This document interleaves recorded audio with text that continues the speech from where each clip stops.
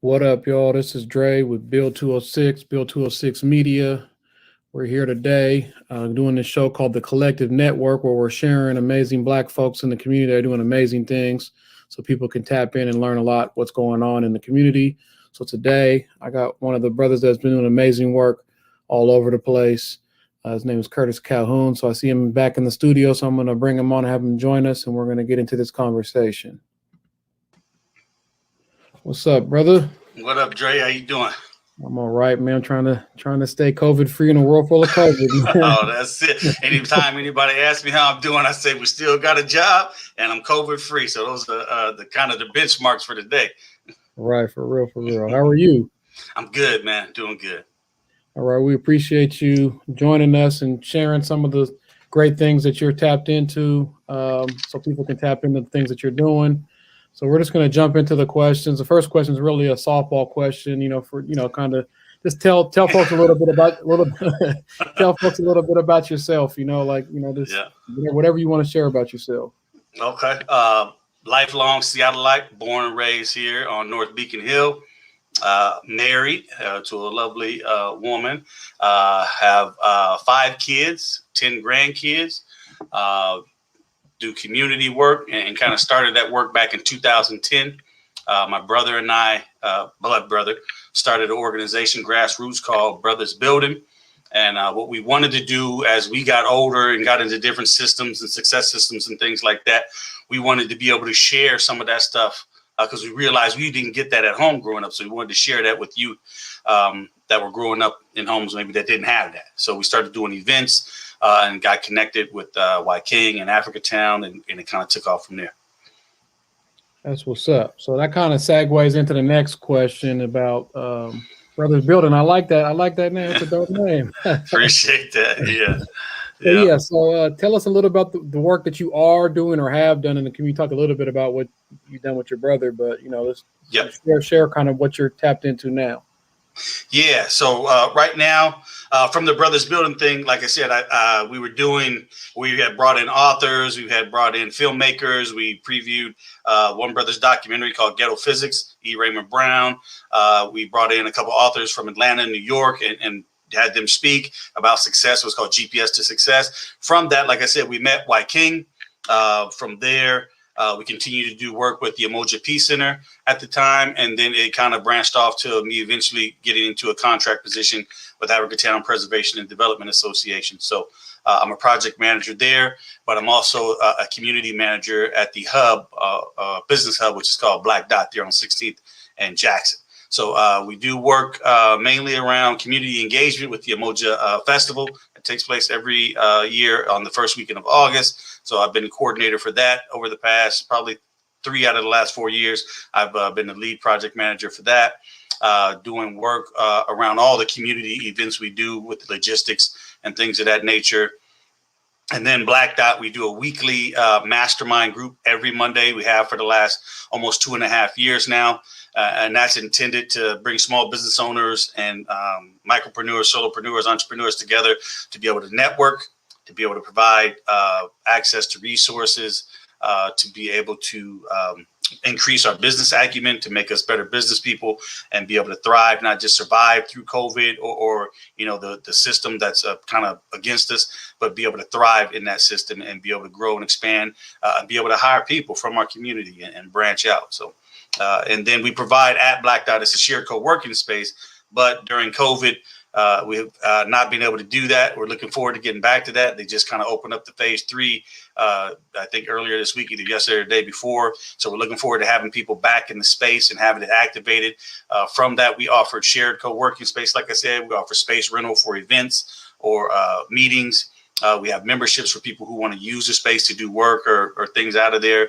We offer copy and print service. We offer address usage and post office box service. And something new that we're offering is event promotion. So that's kind of what we've been doing here lately. And then on top of that, that's my 9 to 5, the day job. But then I'm also a performance enhancement coach. So what I do is I help busy professionals create pathways to success while maintaining healthy connections to the things that are important to them in life and business. Our 4 main result areas are mindset, behavior, performance, and then results. And it's all about getting results, just training our mind to be able to think in ways and create new habits and routines to be able to apply those and operate at our optimal level, and then being able to produce the results in life that we want to manifest our determined ideas. That's what's up, man. You got a lot going on, man. So as you guys Yeah. see, the links to Africatown Black Dot and Brother Calhoun's website is in the description. So you guys make sure you guys tap into those and reach out and get connected and make things happen. So we're gonna transition a little bit to some personal kind of questions, like just so folks can learn a little bit more about what makes us tick and how we're processing things. So Yep. I want to ask who or what inspires you and why. Ooh, I have a lot of inspirations, but I would have to say my number one would be my grandmother on my paternal side, my father's mother. When I was very young, my mother was brutally murdered in front of me. I have no conscious memory of it because I was that young. It's just no conscious memory.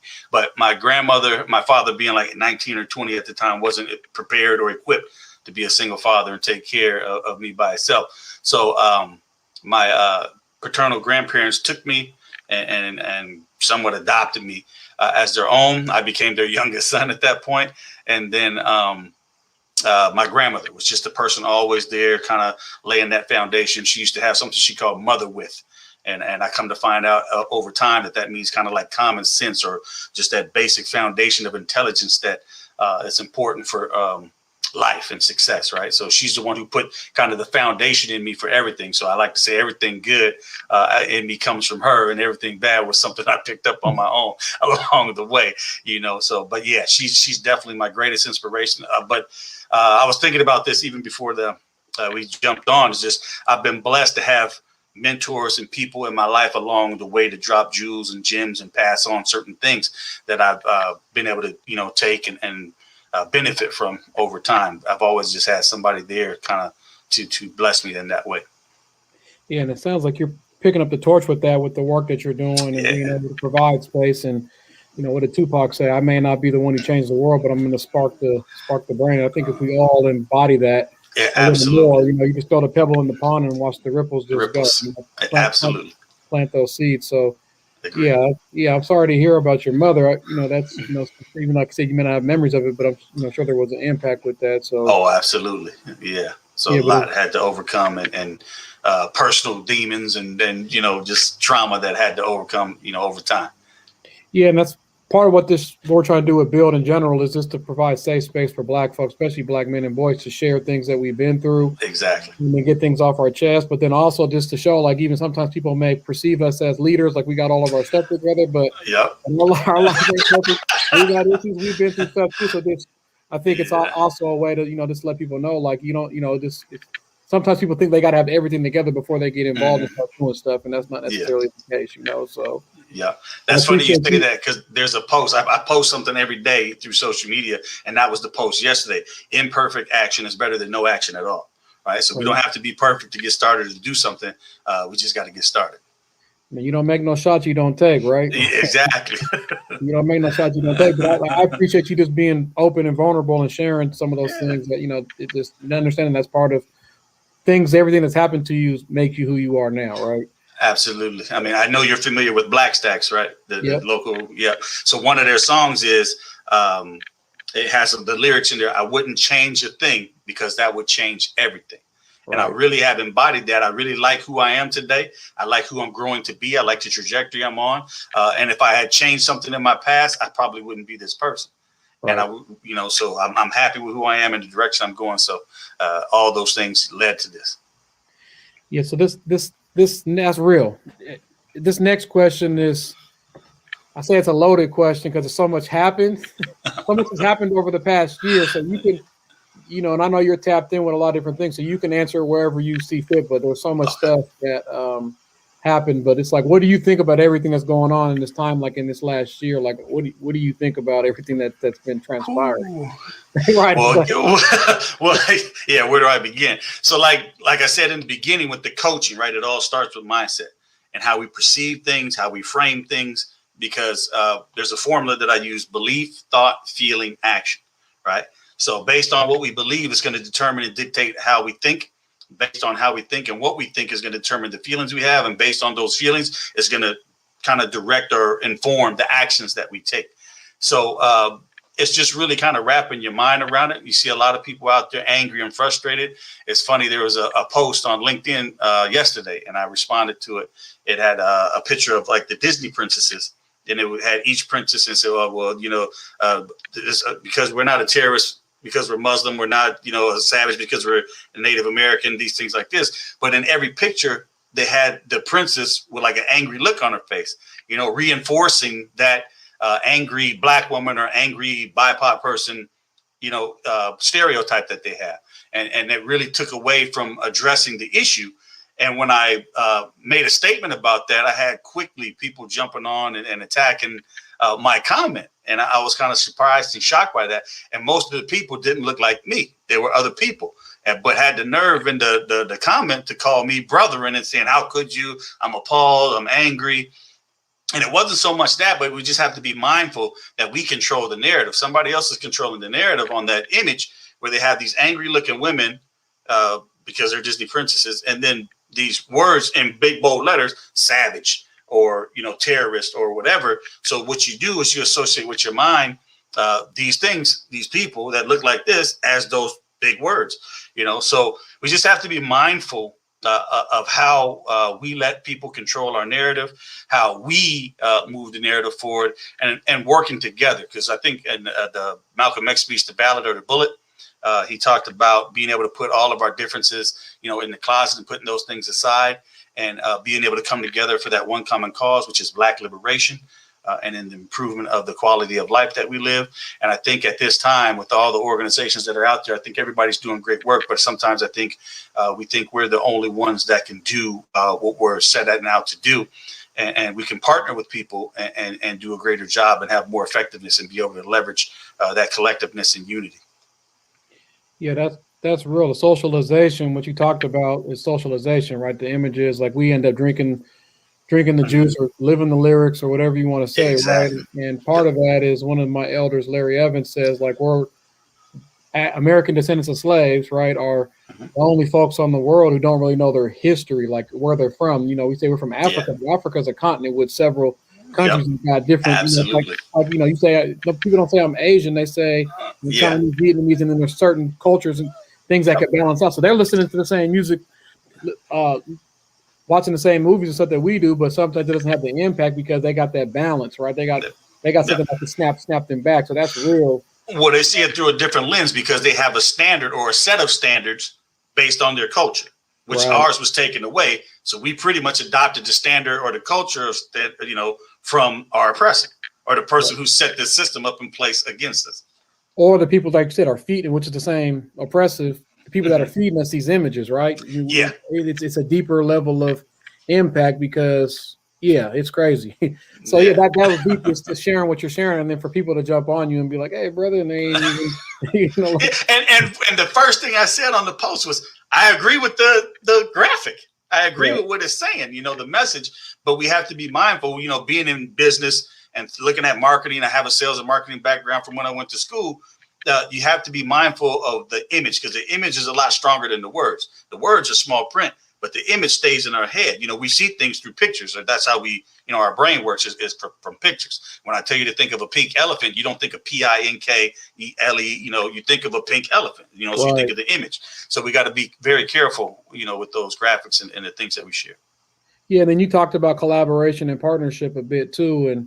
And you know, we started our nonprofit in 2018 to get access to additional resources to do the work that we do. And really our focus is bringing people together, especially in the face of gentrification, spending time with each other, building relationships, as well as doing events and activities and stuff. But really the nexus is really to have safe spaces for Black folks to come together and share and, you know, and grow and heal from some of the traumas that we've been through.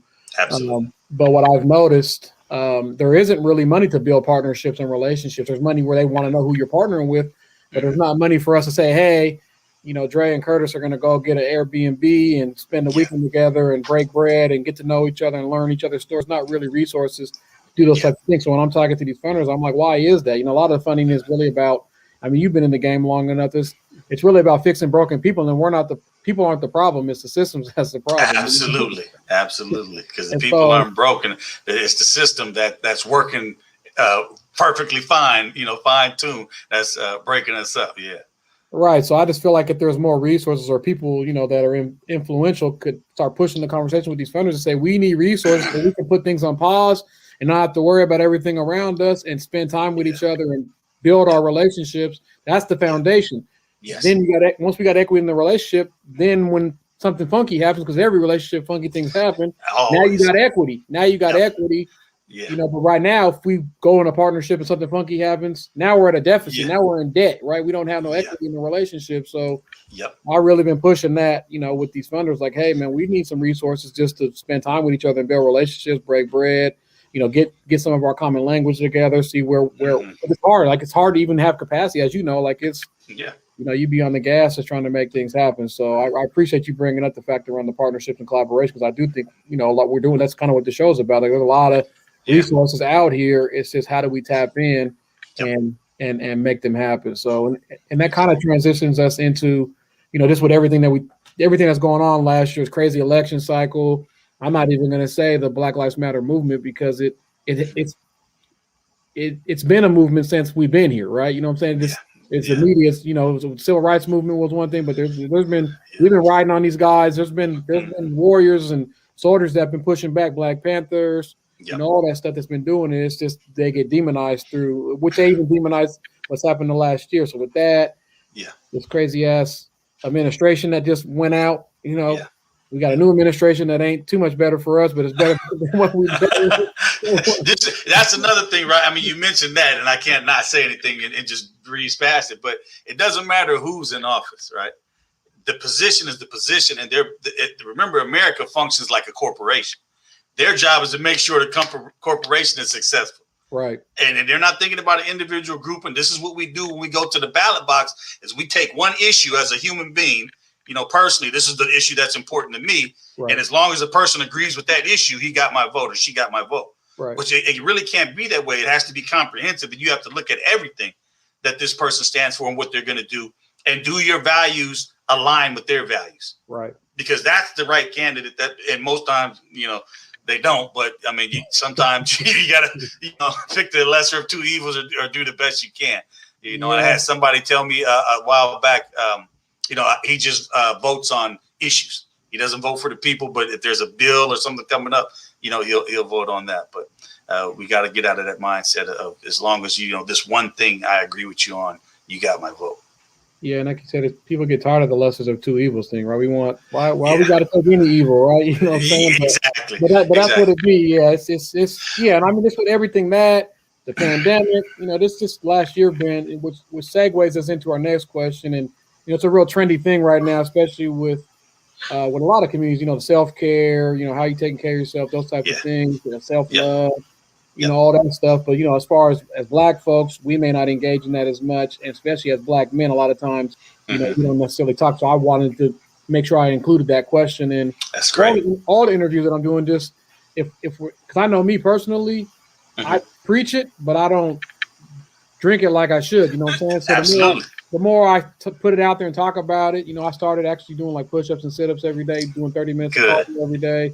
Good. Still trying to really do it. So I guess what I want you to do is share some ways that you have taken care of yourself during this crazy time, or just in general. Like, what are things that you do? Yeah, that's good, because that's something I ask people when I talk to them. As a coach, you're concerned about the people you talk to. So I ask them all the time, what are you doing for self-care? So for me, I generally try to get up in the morning, somewhere around 6 o'clock. I go for a walk. It's usually 2+ miles, just in the neighborhood around the house. I do a lot where I strive to put together what I call like an emotional toolkit, where there's certain types of music I enjoy listening to. There's certain types of movie I like to watch. There's certain comfort foods that I like to enjoy. And then I'm blessed, like I said, to have an amazing wife. So there's times when I'll get, into work, and I'll be at the computer 10, 12 hours a day. And she'll say, hey, come on, let's go for a walk, or let's do this. Get outside. Let's take a breath. So I have that person in the house.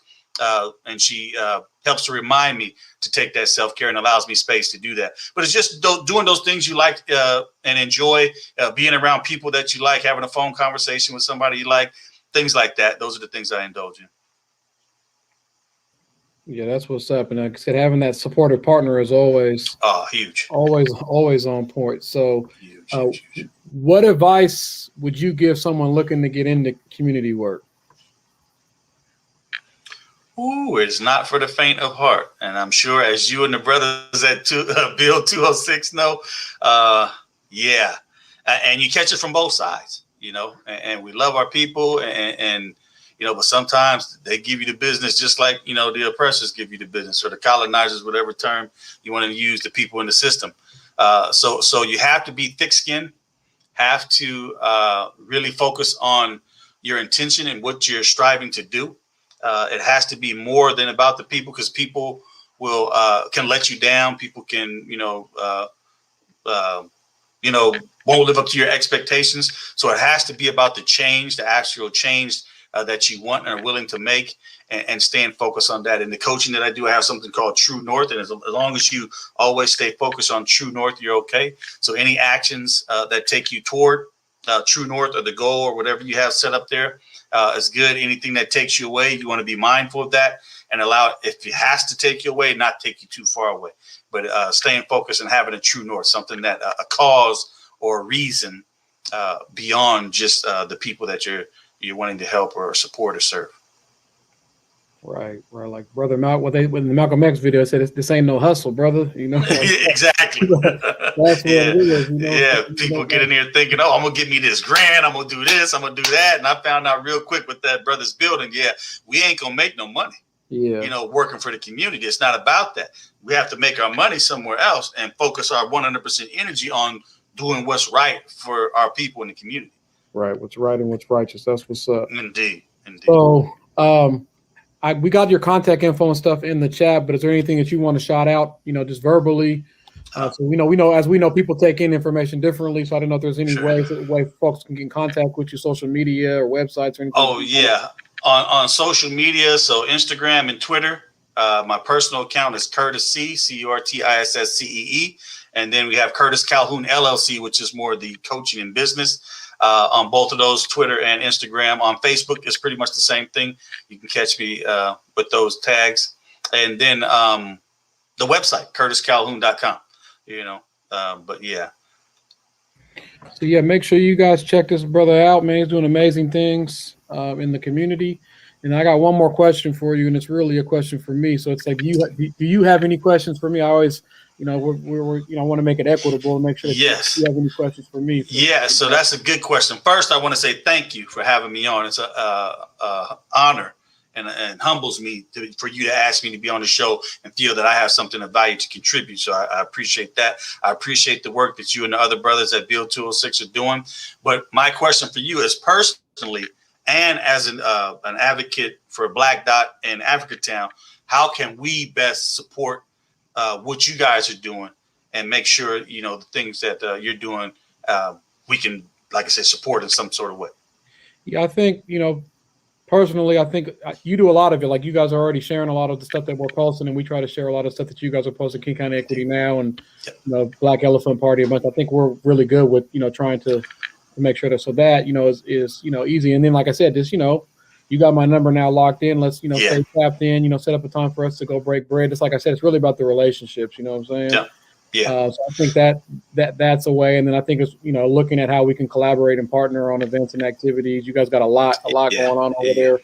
We're starting to build our capacity, and, and not only that, like, a lot of our members are tapped into different things. So it's like, how can we collaborate and share the resources once again? But I think, like, a lot of it comes down to the relationship. So I think, the first step is for us to say, hey, let's set up a time to go on a walk and talk and chop it up or break bread and just look at how we can make it happen. So I'm all for that, for sure. We can hit the walk, and then we can go up to the communion and then break bread there at the communion with Christy.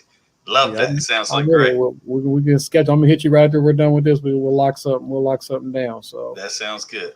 Any other questions for me? So I know a little bit of your story, but what prompted you to get into this community work? What prompted me to get into community work is, I grew up in the South End, ripping and running. And a lot of the older, I didn't have a dad. My mom had 5 kids, raising 5 kids by herself, trying to go to school. and work and everything else that comes with being a single mother. And you know, I didn't have that many positive male role models. I had a lot of like big homies and stuff like that. But when you think about it, it's, we thought they were looking up, but really they were, you know, putting me in traffic. They were having me do things that I thought was cool, but it really wasn't, right? And then I lost my brother when I was 23.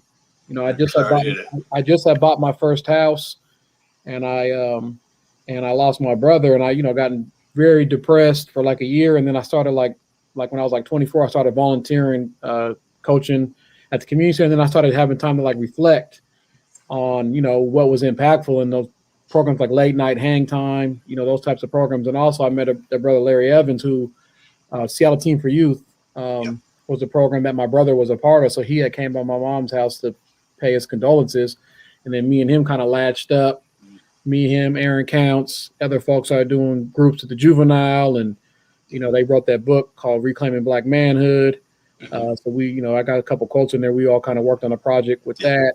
And then it just, you know, I got linked up with Mary Flowers and John Page, Village of Hope, People's Institute, you know, Black on Black Crime Prevention Coalition, White King, everybody, you know, just kind of, you know, it just been kind of nonstop. So it's like, and really what it is like when my brother died, I saw so much talent went to waste. And so it's like, I didn't really want that to continue to happen. So trying to work with these young folks. And then to seeing the voids, as I started working with them, I saw where the voids were. And then you look at, like, you pull in progress reports, you're like, all these guys are failing. Well, it's not their fault. It's the system's fault. We're really understanding what's really happening, that the system's, like you said, it's a well-oiled machine. It's working the way it's supposed to work, you know, and understanding like schools really childcare for working folks, right? It's not really about teaching you critical thinking or life skills or how to be successful or none of that. It's really childcare for working folks, and it's preparing you to be a working folk. It's not preparing you to be a boss or critical thinker or owner. It's preparing you. If you look at the structure of school, it's 2 hours recess, 2 hours lunch, 2 hours recess. Most work schedules are very similar: 2 hours break, 2 hours lunch, 2 hours break. So once I started really understanding that stuff, really trying to, you know, being able to navigate, and that's how I got really into it. That was a tragic situation that happened to me that, you know, kind of sidetracked me for a minute, and then, you know, it just kind of, I got exposed to more and more people. But I also am a strong believer, like you said, everything happens for a reason. You know what I'm saying? So trying to make the best of that situation. And when you're going through the storm, and even now, like, I don't really know the reason, but, you know, I'm trying to make it, you know, that's the fuel to my fire. So it's like in me, not on me. You know what I mean? Indeed. So yeah, that's a little bit. I think as we spend time with each other and build relationships, we'll be able to learn a lot more about each other and grow and share and do some impactful work for sure. So that's the outcome of having relationships is, I'm on it. Let's do it, you know? All right. Well, beyond the meal and the walk, I had something I want to offer you and all the brothers that build. There's a free assessment that I do. It's called the Welcome to the Jungle Behavior Assessment. Now, it's actually a DISC assessment, which stands for the 4 behavior types, dominant behavior types. And we lay this Welcome to the Jungle model over it. It takes about 15, 20 minutes to go through it. And then there's about a 45-minute to an hour debrief that goes along with it. I want to offer that to you and everybody at Build who would like to take it at no cost. 22 pages of information, you know, best work environment, what motivates you, your strengths, your areas of improvement. It's a full comprehensive assessment. And I think, you know, so anybody that you feel that could benefit from it, let them know it's a free assessment. All right, that's what's up. I'm going to tap in on that. I need to know all that stuff so I can be more oiled. I call it my user's manual or user's guide. You know, we don't come with that. So this really helps. All right, brother. Well, we appreciate your time. Like I said, I'm going to tap in with you once we wrap this up so we can lock down a time to get together. Sounds good. Because that's the biggest priority in this work is getting to know each other, building those relationships. That's the pillar. So we appreciate your time, man. We'll be tapped in with you very soon. Okay. Thank you again for having me. It's been an honor, man. Appreciate it. All right. Peace. Peace. So once again, this is Dre with Build 206, Build 206 Media. As you saw, this brother's doing amazing work in the community. The other shows that we got, you know, in this series, the Collective Network, it shows the resiliency of the Black community. We got a lot of stuff going on. So make sure that you guys stay tapped in, you know, hit these guys up for resources. And if you guys have resources out there, reach out to us, build206.com, build206@gmail.com. All right, y'all. Peace.